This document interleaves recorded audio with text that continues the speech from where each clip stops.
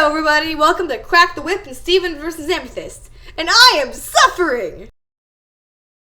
All around me are familiar faces, worn out places, worn out faces, bright and early for their daily races, going nowhere, going nowhere. Their tears are filling up their glasses, no expression, no expression. Hide my head, I wanna drown my sorrow. No tomorrow, no tomorrow. For the rest of Season 3, we're going to be dealing with either one of two things: pairs of episodes that tell stories that are interconnected with each other, or single episodes that last for 22 minutes. Today's episode is the former. I don't think that these episodes are officially a two-parter like the Season 3 opener was, but they are very closely connected, so it makes sense to talk about them both at once. So let's do this. So, Pearl and Garnet are going out again to look for Jasper. Steven tries to tell them that Connie has a lesson today, but before he can even get out the news, Connie barges in. Surprise! Pearl reschedules the lesson, hopefully for next week, and leaves Amethyst in charge of the temple. Here's where the fun begins. Be safe. That's my line. No, it's not. No one owns a sentence as simple as that one. That's like trying to put a copyright on the word react. Oh yeah, that almost happened. But still, my point stands. There is no way you're going to claim to own the sentence, be safe. So, Steven and Connie decide that a good use of their time would be to do a faux battle. Amethyst watches them, and when Connie reminisces about her last mission's failure, Amethyst goes on to explain. Wait, hold on. Rewind the footage. Why is Connie slashing at Steven with a giant sharp sword when he has a human body that can be hurt by this stuff? Yikes, Connie. This is a real stab in the heart coming from you. Your observation really isn't that sharp. Really, though, it never was specifically said that Steven couldn't regenerate. I mean, how many humans have a gem in their belly button? How many humans can float and summon magical shields out of thin air? How many humans have healing spit and lions that opened up into infinite planes? How many humans can shapeshift? All of these things and more are things that Steven can do. It's not entirely out of the question that he could possibly regenerate. My opinion on the matter is, unless it's specifically proved in canon that there's no way Steven could ever regenerate, which would be really scary to have to be proven in canon, because that mean that Steven be dead, I think that there's a possibility that Steven could regenerate, but take longer than the average gem. Normally, a gem takes at least an hour and at most a day to regenerate, unless you're Pearl, who takes more than enough time, or Amethyst, who doesn't take enough time for herself. So, I think there's a chance that Steven could regenerate, but until proven in canon, there's no way of knowing. Tune in next time to find out! Excellent. Amazing.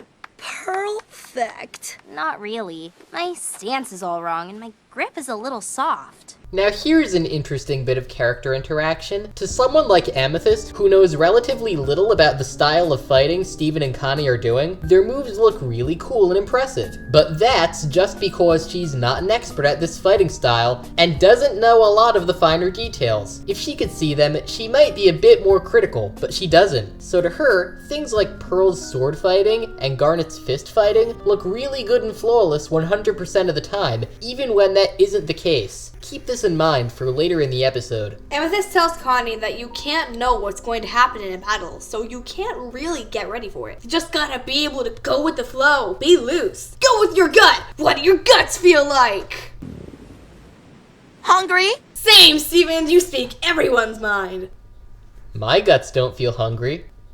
They feel like a bunch of slimy, fleshy, folded up tubes of tissue piled up underneath my stomach, constantly squeezing and churning, taking in clumps of chewed up food newly drenched in stomach acid, soaking them in digestive enzymes and mucus-rich alkaline secretions to further break down the food, pushing it along through the digestive tract, further breaking them down and turning them into fecal matter, which then gets excreted out Hey, now, don't get all yandere on me. But seriously, Amethyst and Steven go to get donuts. So, Amethyst goes in, shapeshifted as Lars to get some donuts. She grabs a ton of them, which ends up making Steven and Connie hand over their money, and they go off and have a great time for the rest of the day. They eat donuts, get splashed in the face by soda, chase seagulls, stuff. I'm too lazy to remember all the stuff they did.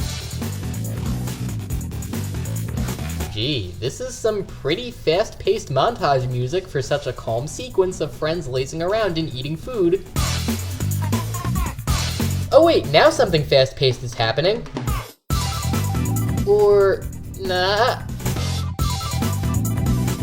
Alright, this is really cute, but why the fast-paced music? Oh, so is the idea that they're listening to this song on Amethyst? Is this just the kind of music Steven and Connie listen to? Fast-paced, drum-heavy, action-sounding stock music? Okay. As Amethyst, Steven, and Connie are all playing around in the ocean, Steven and Connie mention how cool Amethyst is and how they should really hang out with her more. But before they're able to finish that thought, one of the gem monsters from Gem Hunt comes out of the ocean and roars. Amethyst wraps it up with her whips, successfully poofing it. Almost no problem. After the poofage of the first monster, the other one from Gem Hunt ascends from the ocean, but this time with Jasper on its back. Jasper, as per usual, says, "Rose! Rose. Jasper. Rose. Jasper. Rose. Jasper. SpongeBob.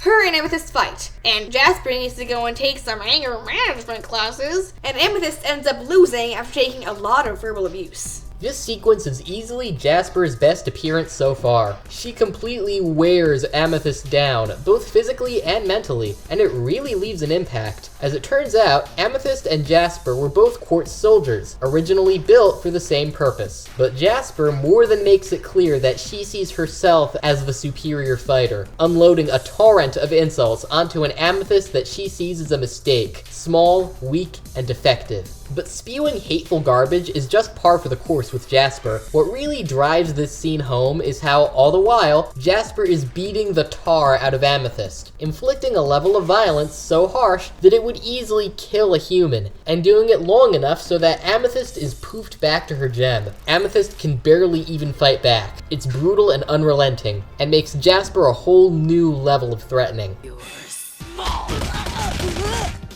Now, here was where I have a little bit of a problem. Alright, so you see how Jasper punches Amethyst? That's acceptable. That's normal. I can understand that. That's totally fine. I mean, it's not fine. You're punching Amethyst, but you get what I mean. Then she punches her twice. Okay, starting to get a little off. Then she punches her 3 times, and then 4 times. And so he's punched her so many times, I don't even want to count. All while Amethyst is in mid-air. And, if I know my physics correctly from last year, when you exert force on an object, it moves. There's an equal and opposite reaction to everything, including this. Jasper has made it more than obvious that she can exert enough force on Amethyst to move her, especially in midair. But no. Jasper can just punch her a couple trillion times in a row, and Amethyst will just float there all nice and take it for her. No, that's not how physics works. The only way that this could have even possibly worked is if Jasper punched her and then pulled her and then punched her and then pulled her, etc., over and over. But no. Jasper is unrelentingly punching her in the gut repeatedly while she's in mid-air. Physics, man, they're not existent. First we defined nature, and then we defined time, and now we're defining the natural laws of physics. What's next? Basic biology? Just kidding, that's a pumpkin! Great. Steven and Connie fuse into Stevani. I don't want to hear anything you say, unless it's sorry. Oh, yeah, just apologize. Say you're sorry, go sit out in the timeout corner for a little bit, and everything will be okay. We'll forgive you for every single thing that you did. Sure, we'll all sit down and have a nice tea party. Would you like more tea? Here! Fusion! It's always fusion! Are you forgetting the giant water fist of death? I don't think that was fusion. So, Stevani, as she's fighting Jasper, does not notice Amethyst performing. She sees Stevani immediately becoming awestruck. Stevani defeats Jasper, who flees into the ocean, and upon noticing Amethyst, unfuses. Amethyst congratulates the two of them on their win, but starts feeling bad about herself because she couldn't do anything. I feel bad for Amethyst and her low self-esteem. She always feels so bad about herself, and she shouldn't. So, Hi, Jasper. Bye, Jasper. We'll see you later, I guess.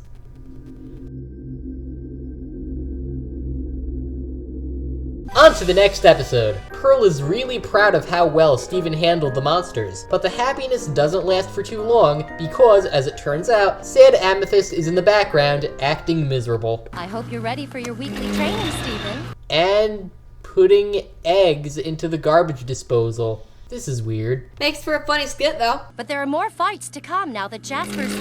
Steven invites Amethyst to watch him train, since it's obvious that she doesn't want to think about Jasper right now. Amethyst agrees, and we get a cute scene with Pearl explaining the Pearl Prize pouch! Pearl points are awarded for punctuality, perseverance, and positivity. We have the keys to success. And to the Pearl Prize pouch! Wow, Pearl really likes putting her name on things. I can only imagine what it would be like if she rewrote the theme song. Believe in Pearl, Pearl, Pearl, and Pearl, and Pearl. We may be smaller, weaker, and less gifted than our opponent. Oh boy, if only Pearl knew how Amethyst really felt. This is practically passive-aggressive by accident, the episode. Amethyst participates in all of the activities Pearl plans for them. Steven ends up beating Amethyst at all of them, which doesn't help her at all. Your first test will be speed. Wait. For speed. Why didn't Amethyst just do her zippity-doo-dah, speedy-doodly-day dash thingy? She just ran. She can literally turn herself into a Sonic the Hedgehog purple rip-off OC recolor. Why didn't she just run? Jeez. The next test has the two dodging spears. You see? And now Amethyst uses her dash. Why didn't she use it before? I guess her memory just dashes away. After the tests are over, Steven plays video games with his prize, while Amethyst sulks about having lost. There's a new costume for Lonely Blade. Blue Lonely Blade. Blue Lonely Blade. It's like Lonely Blade, but blue. Amethyst even loses at the video game, and this time it's because Steven was going easy on her.